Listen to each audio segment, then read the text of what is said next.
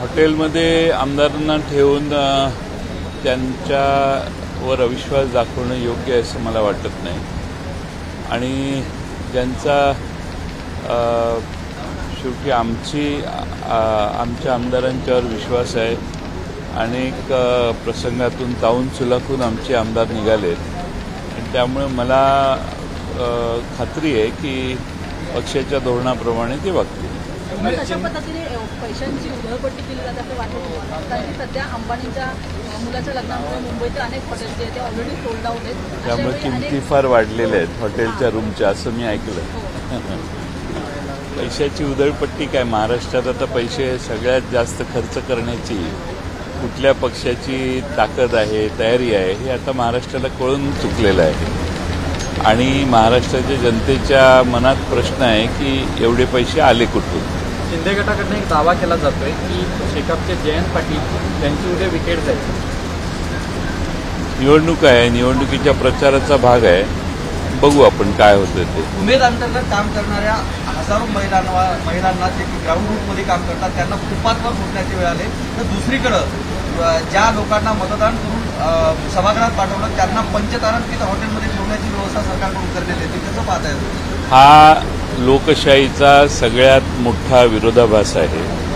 लोकशाहीमध्ये जे निवडून जातात त्यांना रेड कार्पेट वागणूक आणि जे कष्ट करतात त्यांना फुटपाथवर झोपण्याची पाळी येते.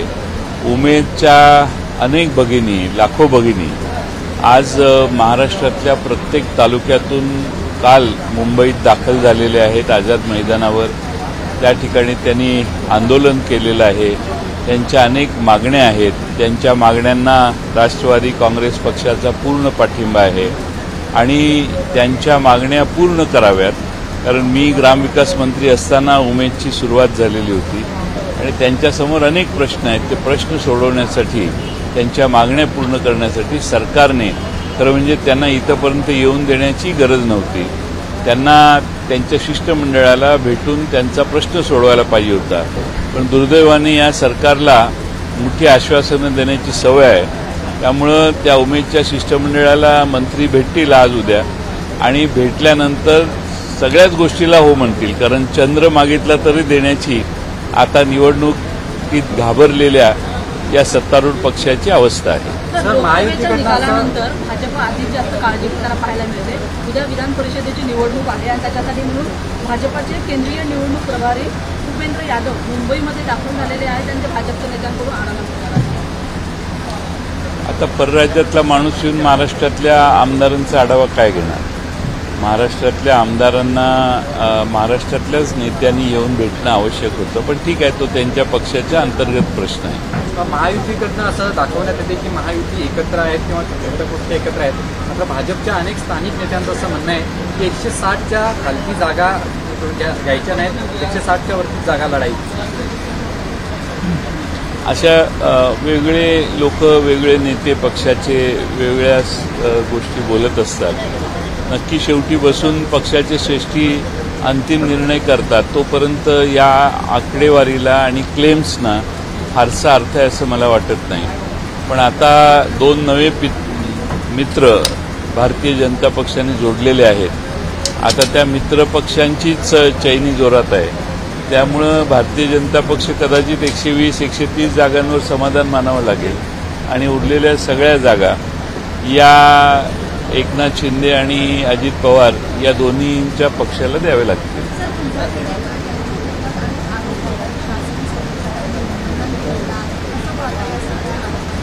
मला नक्की माहीत नाही फॅक्ट्स काय आहेत. त्यांच्याकडे कोणतं सर्टिफिकेट आहे, अपंगत्वाचा वेगळा एक विषय त्यात आहे. मला एक्झॅक्ट माहीत नाही फॅक्ट्स काय आहेत. त्यामुळे त्याच्यावर बोलणं योग्य नाही. राष्ट्रवादीचे दोन्ही गट एकमेकांच्या विरोधात असल्याचं जे चित्र आहे तो स्थानिक पातळीवर जर पाहिलं तर राष्ट्रवादीचे दोन्ही गट एकत्रित काम करताना बऱ्याच विधानसभा मतदारसंघांमध्ये दिसतात. उदाहरणादाखल जर पाहिलं तर हिंगोली जिल्ह्यातील वसमत विधानसभा मतदारसंघामधील जयप्रकाश दांडेगावकर हे राजू नवकर यांना अप्रत्यक्षरित्या मदत करताना चित्र आहे. उद्याच्या विधानसभा निवडणुकांमध्ये काय चित्र असणार आहे? असं आहे की दांडेगावकरांनीच राजू नवकरेंना आमदार केलेलं आहे. त्यांचं नाव त्यांनीच सुचवलं, तेच आमदार आहेत. या कार्यकाळात जी कामं केलेली आहेत त्या ठिकाणी मी जलसंपदा मंत्री असताना पाणी परवाने त्यांना तिथं बंधाऱ्यांच्यासाठी वगैरे दिले. त्याचे कार्यक्रम एकत्रित झाले असतील, त्यात काही विशेष नाही आहे, विकास कामं आहेत. पण दांडेगावकरांची भूमिका पवारसाहेबांच्या बरोबर राहण्याची ठाम आहे आणि आम्ही योग्य वेळी त्या मतदारसंघाचा ते सांगतील त्या पद्धतीनं आम्ही निर्णय करू. सर, एमपीएससीच्या 66,000 विद्यार्थी उमेदवारांचा प्रश्न ऐरणीवर आहे. कालपासून समाज माध्यमांवर विद्यार्थी उमेदवार व्यक्त होताना पाहायला मिळतात. ESBC प्रमाणपत्र काढण्यासाठी पोर्टल सुरू नव्हतं म्हणून विद्यार्थ्यांनी EWS मधून फॉर्म भरला आणि त्याच्यानंतर आता ते चेंज होणार की नाही यावर पुन्हा एकदा प्रश्नचिन्ह, त्यामुळे अनेक उमेदवार नाराज.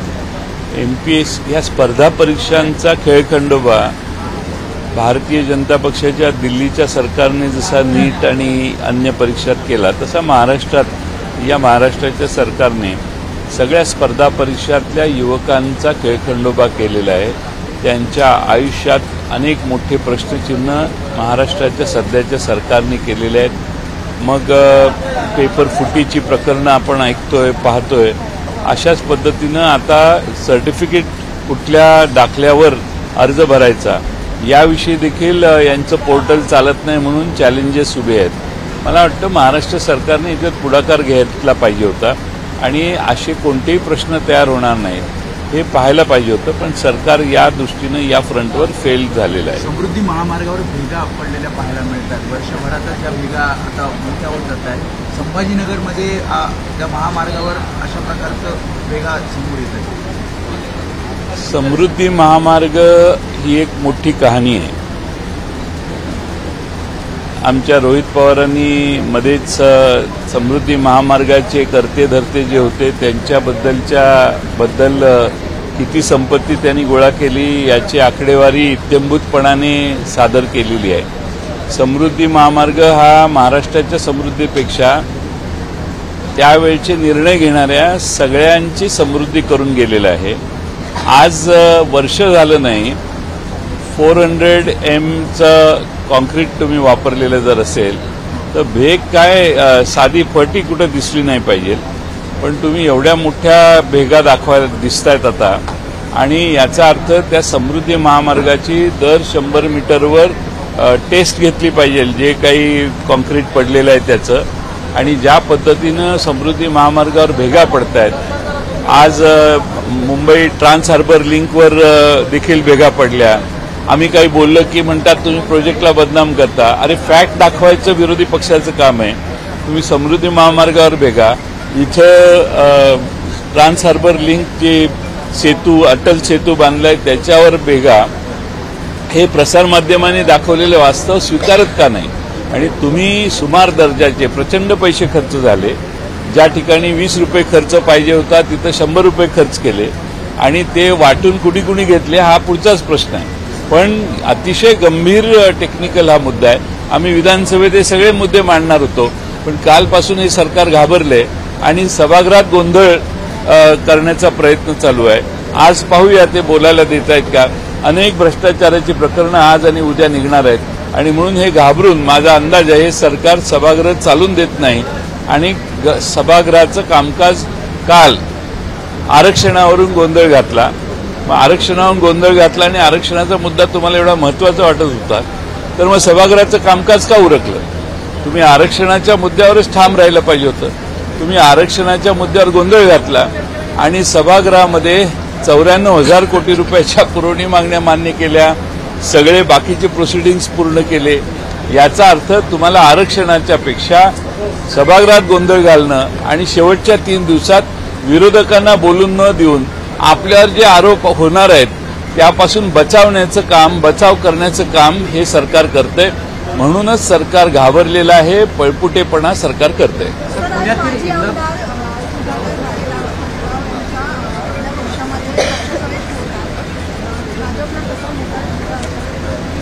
सुधाकर भालेराव हे लातूर जिल्ह्यातले आहेत परंतु मातंग समाजाचे एक ते मोठे संघटक आहेत. मातंग समाजाला त्यांनी अनेक वर्ष मातंग समाजात एक चांगली संघटना महाराष्ट्रात उभारलेली आहे आणि त्यांना भारतीय जनता पक्षापेक्षा शरद पवार साहेबांच्या नेतृत्वाखाली काम करणं हे गेले काही महिने त्यांच्या डोक्यात होतं.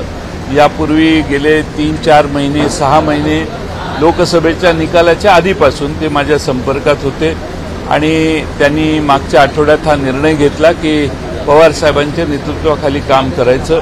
म्हणून आज माझा एक विधानसभेतला प्रश्न संपला की मी त्यांच्या प्रवेशाच्या कार्यक्रमाला जाणार आहे. सर, शिंदेचे माजी पदाधिकारी यांना गांजा विकताना जे ते पकडले. त्यांनी एक वक्तव्य केलं आहे सुप्रिया पाटील यांनी की जर कोणाच्या घरी 90 जरी असेल तरी कावळ्याच्या आधी मी हजर राहील असं त्यांनी जनतेला तो संबोधित केलं आहे.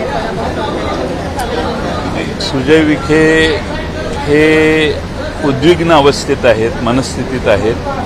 त्यांना पराभव का झाला याची कारणं कळलेली नाहीत आणि त्या भागातल्या जनतेच्या बाबतीत जो राग जनतेवर मतदारांच्यावर आहे तो त्यांनी कदाचित अशा पद्धतीनं व्यक्त केलेला दिसतोय. मोपलवारांनी भ्रष्टाचार करून त्यातील पैसे हे शिवसेनेचे आमदार विकत घेण्यासाठी वापरलेत का असा प्रश्न पवार यांनी उपस्थित केला. कसं पाहताय? रोहित पवारांनी आरोप केलेला आहे म्हटल्यावर त्याच्यात वास्तव आणि खरेपणा आहेच. त्यामुळं हे पैसे कशा कशाला वापरले हे याची मोठी यादी आहे आणि लोकसभेमध्ये जनतेपर्यंत जो विकास नोटांच्या माध्यमातून पोचला तोही त्यातलाच भाग असेल असं मला वाटतंय. सर, पुण्यातील इंदापूर आणि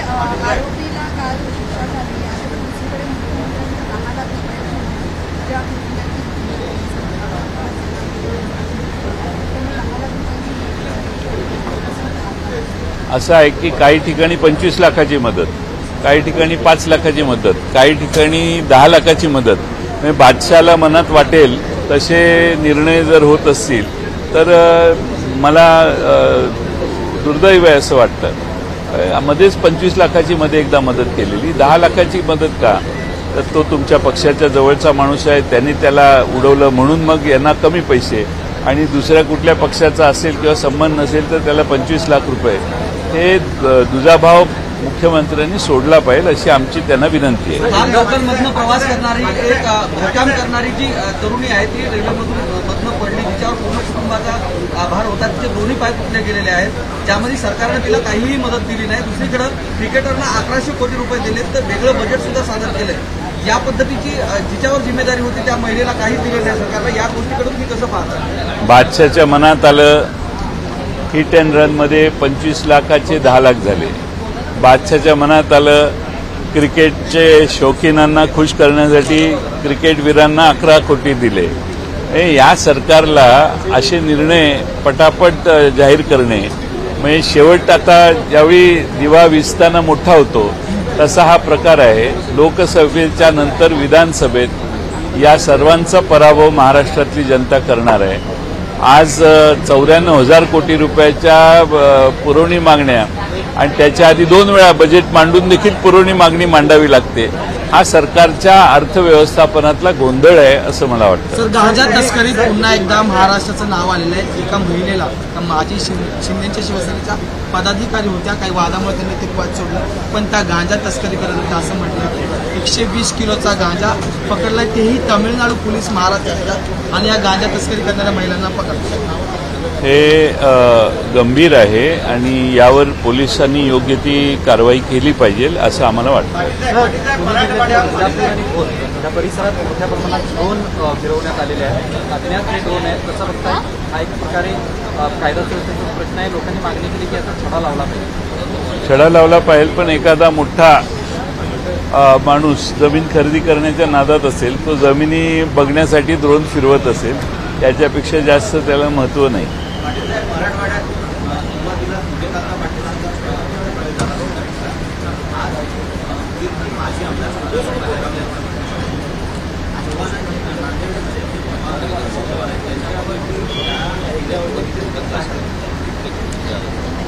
नांदेड जिल्ह्यात आणखीन काही लोक पक्षप्रवेश करणार आहेत. पुढच्या आठवड्यात त्यांचा पक्षप्रवेश होईल.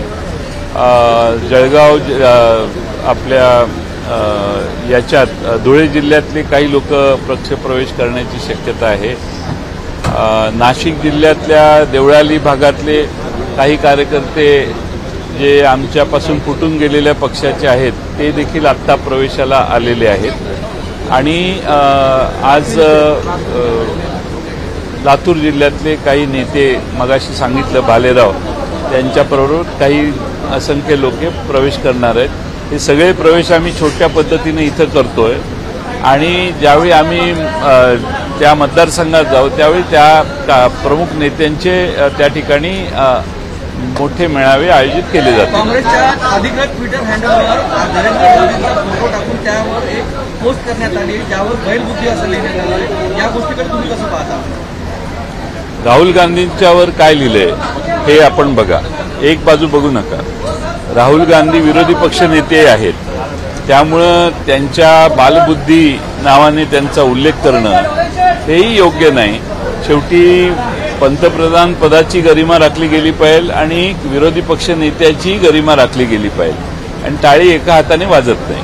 असं एक प्रश्न असा आहे की आपले जुने सहकारी असलेले अजित पवार यांनी काही दिवसापूर्वी सिद्धिविनायकाचं दर्शन घेतलं, त्याच्यानंतर आता ते यशवंतराव चव्हाण यांचं समाधी स्थळाचं देखील दर्शन घेणार आहेत। 14 तारखेला बारामतीमध्ये एक जाहीर मेळावा आणि जाहीर सभा देखील होत आहे। विधानसभेच्या निवडणुकीसाठी एक जाहीर मेळावा नाही, महामेळावा आहे। तुम्ही अंडर एस्टिमेट करू नका। प्रदेशाध्यक्ष म्हटले की ऐतिहासिक सभा आम्ही त्या ठिकाणी घेऊ। ऐतिहासिक सभा घेऊ शकतात ना, ते शेवटी ताकद त्यांची मोठी आहे। सर्व साधनं असल्यावर मेळावा घेणं काही सोपं नाही। आम्ही लहान पक्ष आहोत, आम्ही कार्यकर्त्यांना घेऊन छोटे छोटे मेळावे घ्यायचा प्रयत्न करू, पण इव्हेंट मॅनेजर जसं सांगेल तसा आता निर्णय करायचा तिकडे ठरलेला आहे। आम्ही आमच्या बुद्धीला जे पटेल त्या गोष्टी करतोय। पण बारामतीमधला लोकसभेचा जो निकाल आलेला आहे त्याच्यानंतर आता विधानसभेच्या निवडणुकीची ही तयारी त्यांनी सुरू केलेली आहे, ती पुन्हा एकदा बारामतीमधून हा अजितदादांनी बारामतीमधून हा मेळावा बारामतीतच घेतलेला आहे। याची काही कारणं असतील, मध्ये लोकसभेच्या निवडणुका झाल्या, मतदान तिथलं, मतदानाची आकडे तिथले बघितल्यावर त्या ठिकाणाहून मेळाव्याची सुरुवात करावी अशी त्यांना गरज वाटली असेल। वारी संस्कृती ही महाराष्ट्राची संस्कृती मानली जाते। या संस्कृतीमध्ये आता केंद्राचे पण विरोधी पक्षनेते आणि प्रधानमंत्री येण्याची योजना आहेत, याकडे कसे बघतात आणि काय ह्या वारी संस्कृतीला राजकीय वळण लागते आहे का? आता 2 महिन्याने निवडणुका आहेत म्हणून प्रत्येक जण त्या ठिकाणी येऊन आपण वारकऱ्यांच्या बरोबर सहभागी आहोत हे दाखवण्याचा प्रयत्न करू शकतं आणि त्यामुळं ते करू शकतात असं मला वाटतं। अभी क्या है, वारकरी संप्रदाय बहुत बड़ा है महाराष्ट्र में और इसीलिए अभी चुनाव 2 महीने के बाद में होने वाले हैं महाराष्ट्र के, इसीलिए चुनाव के लिए कुछ ऐसी चीजें पॉलिटिकल पार्टी करते रहेंगे। सर 2 दिवसापूर्वी मुसळधार पाऊस झाला आणि मुंबईच्या ज्या रणरागिणी आहेत त्या लोकांनी ट्यूबने प्रवास करत आहेत, काय आवडतं? नाही, मुसळधार पाऊस पडतो आणि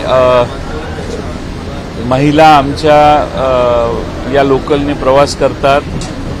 कामावर तर वेळेवर पोचायचं असतं, रेल्वे स्टेशन तुडुंब भरलेलं असतं, रेल्वे स्टेशनवरून सुटका करून घेण्यासाठी दिसेल त्या लोकलमध्ये घुसणे आणि मग त्या लोकलमध्ये आपला पाय टिकवून तिथं टिकून राहणे आणि प्रसंगी लटकून प्रवास करणे असे प्रसंग कष्ट करणाऱ्या आमच्या मुंबईतल्या भगिनींच्यावर, उपनगरातल्या भगिनींच्यावर आहेत आणि त्यामुळं याच्यातून मार्ग काढण्यासाठी रेल्वेची संख्या वाढवणे, रेल्वेचे नंबर ऑफ रेल्वेज डबे वाढवणे, रेल्वे वाढवणे, यावेळी विशेषतः काही ना काही विशेष प्रयत्न करणे आवश्यक असतं।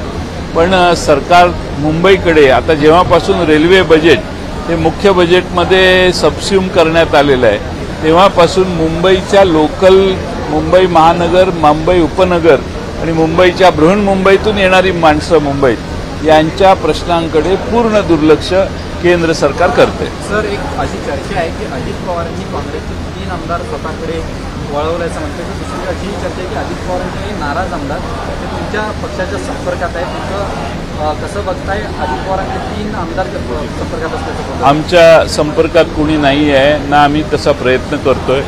आमच्या आमदार जे आहेत त्यांच्यावरच भरोसा आहे आणि ते आम्हाला मतदान करतील। अधिकची मतं आमच्याच पक्षाकडून घेऊ। आम्ही काही दुसऱ्या पक्षाची फोडाफोडी करणं, त्याला काही किंमत मोजणं अशी काही परिस्थिती करण्याच्या नादात आम्ही नाही। आम्ही सरळ मार्गी निवडणूक लढवतो। अजित पवार यांच्याकडे 3 आमदार त्यांनी वळवले, तशी एक चर्चा आहे, त्याकडे कसं काँग्रेसचे 3 आमदार काय असं ह्या सगळ्या रुमर्स असतात. वळले असतील तर ते कळेलच कोण कोण वळलेलं आहे, ते काय दडून राहत नाही. त्यामुळे मग पुढच्या निवडणुकीला त्या काँग्रेसच्या वळलेल्या आमदारांना काँग्रेस त्यांचा योग्य तो विचार करेलच. एबीपी माझा, उघडा डोळे बघा नीट.